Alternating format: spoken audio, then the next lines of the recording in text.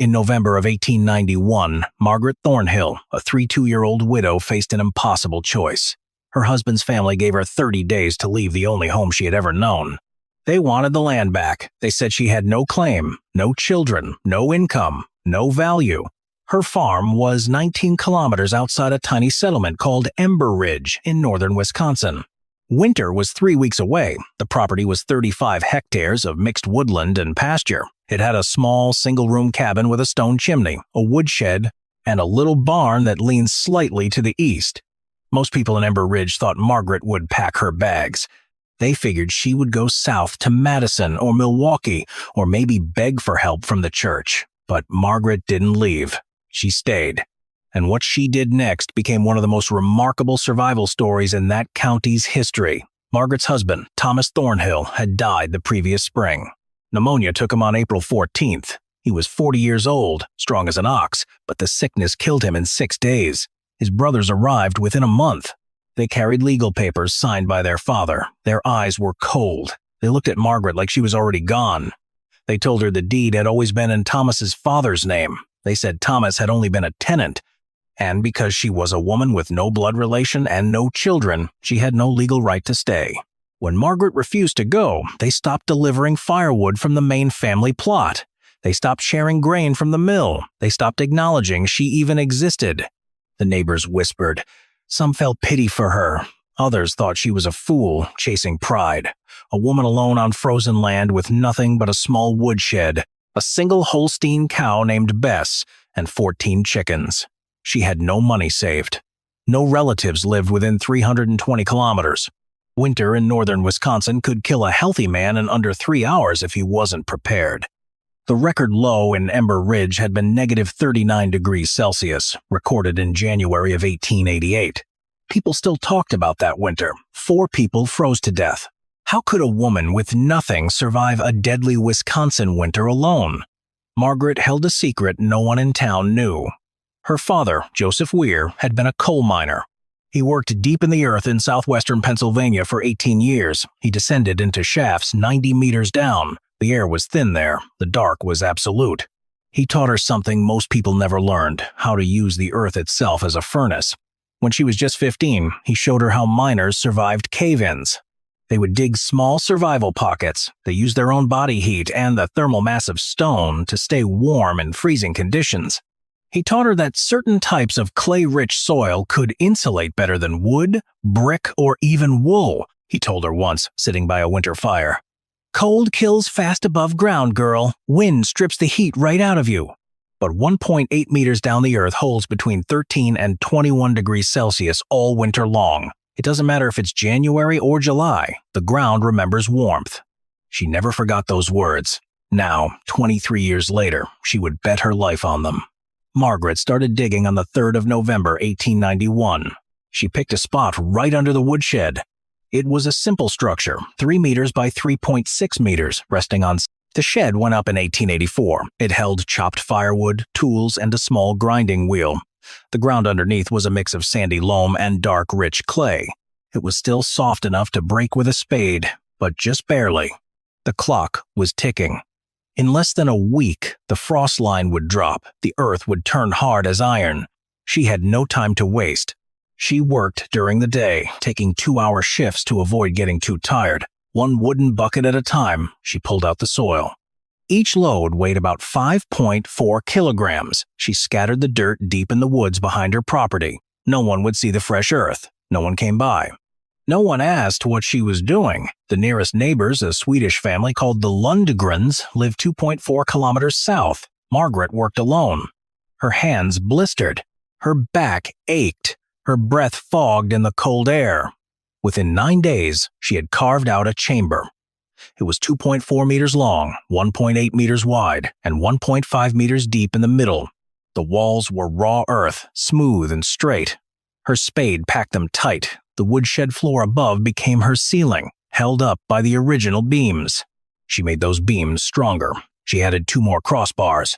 She found them in a collapsed fence near the property line. They were oak, still solid, even after 20 years of weather. The basic structure was complete, but critical elements for habitability were still missing. The chamber was built. But Margaret knew that wasn't enough. Even underground, a sealed space would quickly suffocate. Her own breath would condense on the walls, making everything damp and cold. This would bring the same chills she was trying to escape. She needed airflow. Margaret used an old stovepipe she found rusting near the barn. It was 10 centimeters across and 1.8 meters long. She angled this pipe upward from a back corner of the chamber. It threaded through a gap she dug near the woodshed's back wall. She then stacked firewood around the pipe's outlet to hide it. The air movement was subtle, but it worked. When she opened the trapdoor, cold air sank in. Warm air slowly rose through the pipe. This gentle circulation kept the space breathable without losing too much heat. Next, she prepared her sleeping area. She lined the floor with 20 centimeters of dry straw. This straw had been stored in the barn since September. On top of the straw, she layered 3 wool blankets. She had sewn these together from old coats. Her mother's quilt from 1,872 went on next. Finally, 2 deer hides Thomas had tanned 3 years earlier completed the bed. This combination created a sleeping surface that was soft, insulating, and waterproof. She then built a small clay oven in the chamber's northwest corner. She used river stones she collected from a creek bed half a mile away. Each stone was the size of a grapefruit. They were smooth and dense, chosen for their ability to absorb and radiate heat. She mortared them together using a mix of clay, soil, water, and wood ash. Her father, the miner, had taught her this technique. The oven itself was small, no bigger than a bread box. Its interior volume was about 28 liters, but it was highly efficient. She designed it with a small firebox at the base and a cooking surface in the middle. A second stovepipe served as a flue, venting through a natural crack she widened in the shed's back wall. This system was brilliant in its simplicity. She could burn small sticks, no thicker than her thumb, and generate enough heat to warm 6 large stones. Once these stones reached about 150 degrees Celsius, she could wrap them in cloth and place them around her sleeping area. They would radiate warmth for 4 to 6 hours. A single load of wood, weighing less than 1.4 kilograms, could keep her comfortable all night. A traditional cast iron stove, by comparison, would burn 7 to 9 kilograms of wood each night and still lose most of its heat through the chimney and the walls of a poorly insulated cabin. Margaret packed her food in wooden crates. She sealed each one with melted candle wax to keep out moisture and rodents. Inside, she had 18 kilograms of dried navy beans, 9 kilograms of salted pork wrapped in cheesecloth, 14 kilograms of hardtack biscuits, and 8 kilograms of cornmeal. A small sack of dried apples sat next to 2 jars of honey. It wasn't fancy food, but it was enough. For water, she collected snowmelt in a copper pot. She boiled it on her clay oven. This purified the water, making it safe to drink. Her cow, Bess, became part of the plan. Margaret brought Bess into the woodshed directly above her chamber. She built a small pen for the cow using loose boards, then packed straw around it for insulation. A 540 kilograms cow generates an enormous amount of body heat, roughly 15,000 BTUs per day. That heat rose into the woodshed rafters, warming the air. It then radiated down through the floorboards directly into Margaret's chamber below. Each night, Margaret descended through her trapdoor. She had cut it into the floor with a handsaw. The opening measured 60 centimeters by 90 centimeters and was hinged with leather straps. She pulled the trapdoor shut above her, then latched it from below with a wooden peg. She slept deep in the earth. By mid-November, the temperature outside dropped to -9 degrees Celsius, but inside her shelter, it stayed near 13 degrees Celsius. People in town saw smoke still coming from the woodshed, thin and steady. They just assumed she was burning through her last supply of firewood. Everyone knew Thomas's brothers had cut her off. Everyone knew she had no money to buy more. The mid-November air bit hard. 2 women from the Lutheran church, Mrs. Greta Holmgren and Mrs. Ann Patterson, arrived at Margaret's place. They carried a wicker basket, half a loaf of bread, 4 eggs, and a small jar of preserves. Margaret was outside hacking ice from the water trough with an axe, the blunt end. She wore Thomas's old wool coat. Her hands were red and raw. Her face was thinner than they remembered. She thanked them. She took the basket, but she offered no explanation. She didn't invite them inside. Later, one of the women told Reverend William Cord, the pastor, "She's thin as a rail, pale as a ghost. She won't make it to Christmas." Someone should do something. No one did. Thomas's brothers came in late November, the day before Thanksgiving. Edward was the eldest, 38 years old and humorless. James was 35. He always looked at Margaret with something close to contempt. They stood outside the woodshed in the cold, their breath steamed in the air. They shouted that she was trespassing. This was family land. Margaret didn't come out. She was below, in the chamber, listening. The brothers assumed she was hiding inside the shed, too weak or too stubborn to argue. Edward kicked the door once, hard, then he stopped. James laughed. He said loud enough for her to hear, "Let the winter have her. Save us the trouble." Then they left. Margaret lay in the dark, her hands folded on her chest. She said nothing. December came fast and hard. The first major storm hit Ember Ridge on the 8th, a low-pressure system that rolled in from the Dakotas. 15 centimeters of heavy, wet snow fell overnight. The temperature dropped to negative 13 degrees Celsius, then negative 18, then lower. By December 14th, it was negative 24 degrees Celsius, and the wind ripped shingles off roofs across the region. The general store ran out of lamp oil. The blacksmith's forge cracked. People stopped going outside unless they absolutely had to. The second storm came 3 days later, on December 17th. This one buried the region. 45 centimeters of snow fell in 36 hours. Winds hit 65 kilometers per hour, creating drifts that rose to the windowsills and blocked doors. Then the cold settled in like a weight, pressing down on the land. It dropped to negative 28 degrees Celsius, then negative 30. On December 20th, 1891, the temperature hit negative 35 degrees Celsius. It was the coldest reading in 15 years. The sky was clear, the stars looked like chips of ice. The wind, constant and merciless, drove the wind chill down to negative 46 degrees Celsius. Families burned through their firewood faster than they had planned. A cord of seasoned hardwood should have lasted a month. It was gone in 2 weeks. Chimneys cracked from the rapid temperature swings. Iron pipes froze and burst, flooding homes with ice water that turned solid within minutes. 3 homes lost their roofs under the weight of the snow. One belonged to the Beckers, German immigrants with 5 children. The roof collapsed at 2 in the morning. No one was hurt, but they lost everything. They moved in with relatives and slept on floors. A farmer in his 50s, Samuel Court, tried to walk from his house to his barn to check on his horses during the storm on December 21st. The distance was 21 meters. He made it halfway before the cold overcame him. His legs stopped working. His vision blurred. He collapsed face first into the snow. His 16-year-old son Daniel found him an hour later, unconscious. His lips were blue, his fingers were frozen solid. They dragged him inside and thawed him by the fire. He survived, but he lost 4 fingers on his right hand and 2 toes on his left foot. The town doctor, Albert Fenway, amputated them with a bone saw on Christmas Eve. 2 children in a family south of town died from cold exposure. A boy of 7 and a girl of 4. Their fireplace went out during the night of December 22nd. Their parents had fallen asleep, exhausted from days of splitting frozen wood. The fire burned down to coals, then ash, then nothing.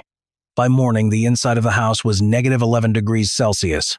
The children never woke up. The funeral was held 3 days later. The ground was too frozen to dig graves. The coffins were stored in the church basement until spring. The town was at its breaking point. The carpenter, Otto Reinhardt, ran out of firewood on December 22nd. His house was freezing. He, his wife Ingrid, and their 2 daughters, 9 and 11, huddled under every blanket they owned. They burned chairs. Then they burned a table. They even burned a cabinet. By December 23rd, the house was so cold they could see their own breath indoors. Ingrid's hands shook so badly she could not hold a cup. The girls cried from the cold. Then they stopped crying, which was worse. On Christmas Eve, desperate, Otto remembered Margaret Thornhill. He told Ingrid, "She's still alive. I saw smoke 2 days ago." Ingrid looked at him. She thought he was insane. That woman has nothing. She's probably dead. Otto shook his head. "If she's dead, the cow would be dead too. I saw the cow through the window last week, so they made their decision. Christmas morning, they dressed in every piece of clothing they owned. They wrapped the girls in blankets. Then they walked 4.8 kilometers through knee-deep snow to the Thornhill property. The woodshed still stood. Smoke rose, thin and steady, from somewhere near the back. Otto knocked on the door. No one answered. He pushed it open. The hinges creaked.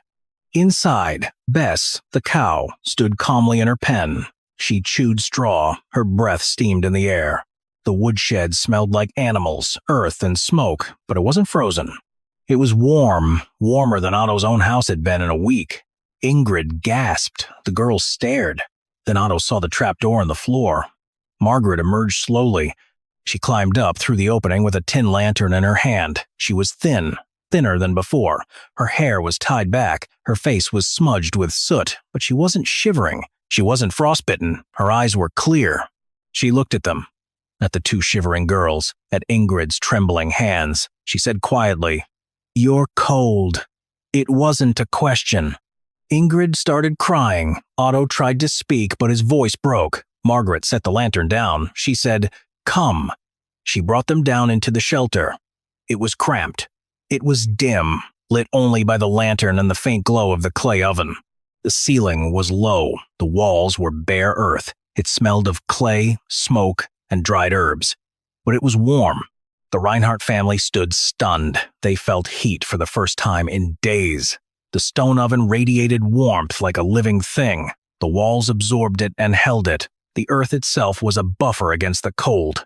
Margaret ladled hot water from the copper pot. She handed tin cups to each of them. She gave the girls pieces of hardtack softened in warm water. She didn't say much. She didn't need to.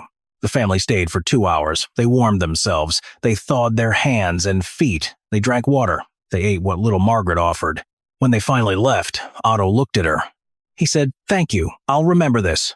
Margaret nodded. "Tell no one," she said. Otto Reinhardt's desperate discovery had just revealed Margaret Thornhill's secret to the world. Otto had promised silence, but the secret was too big. Word spread fast. By December 26th, 11 people had made their way to the woodshed.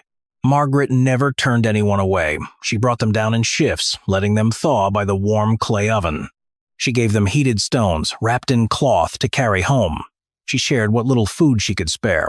She explained how her shelter worked. She taught them how to dig beneath a floor, how to vent a small oven safely. She showed them how to use the Earth's thermal mass. She taught them how to survive on almost nothing. Some listened closely, taking mental notes. Others were too tired, too shocked, or too proud to truly hear her words. Then, on December 28th, Thomas's brothers arrived. Edward and James stood outside the woodshed. Their faces were gaunt. Their coats were dusted with snow. They were freezing. Their own two-story house, with its large fireplace, had run out of wood 2 days before. They had burned furniture, books, anything that would catch. The house was still cold. James's wife had taken their children to her sister's house in town. Edward's hands were frostbitten. They didn't knock. They just stood there, silent and humiliated. Margaret opened the door. She looked at them for a long time. Her expression gave nothing away. Then she stepped aside. They came in. They offered no apologies. They gave no explanations. But they didn't speak either. That was enough. She let them stay for 3 hours. She gave them hot water. She let them sit near the warmth. When they left, Edward paused at the door. His back was to her. He said, barely audible, "Thank you." James said nothing. But as they walked away through the snow, Margaret saw James look back once. Just once. The intense cold finally broke on the 2nd of January 1892. Temperatures climbed to -7 degrees Celsius, then 2 degrees, then 6 degrees. Snow began to melt. Icicles dripped from every roof. Smoke rose cheerfully from chimneys across Ember Ridge. Life slowly, painfully, returned to normal. But the story of Margaret Thornhill was far from over. Theodore Halleck, a reporter from the Wisconsin State Journal in Madison, heard a rumor. He heard about a widow who survived the coldest week in 15 years by living underground. Halleck traveled to Ember Ridge in late January. He found Margaret in her woodshed and interviewed her. She showed him the underground chamber. She explained her system. She answered his questions with the same quiet precision she did everything else. His article ran on the 9th of February, 1892. The headline read, "The Woman Who Taught a Town to Survive." It described her shelter in meticulous detail, her methods, her background, and the 11 people she had helped save. The story was reprinted in papers across Wisconsin, Minnesota, and Michigan. Margaret received many letters. Some offered money, some offered marriage. She turned down both. Margaret stayed on her land. Thomas's brothers never returned. The county clerk read the article. He heard testimony from Otto, Reinhardt, and others. He then recognized Margaret's claim to the property under common law. Local officials pressured the Thornhill family to leave her alone. They did. Margaret lived there for another 22 years. She farmed modestly. She kept to herself. She survived every winter with the same quiet competence. She died in her sleep on the 3rd of March 1913 at the age of 54. The woodshed stood until 1931. It was torn down then to make way for State Road 29. But locals say the underground chamber was still there when the demolition crew arrived. Intact after 40 years, the walls were smooth and dry, the clay oven still blackened with soot, and the air inside was still warmer than the air above. Margaret Thornhill never chased fame. She didn't write books or give speeches. She just refused to die. In doing that, she reminded everyone around her of something they'd forgotten. Survival isn't about strength, or money, or luck, or even love. It's about knowledge. It's about how willing you are to use that knowledge, even when the world tells you there's nothing left. If you want more stories about how people solve impossible problems, subscribe and drop a comment. What forgotten skill do you think still holds a secret we haven't seen yet?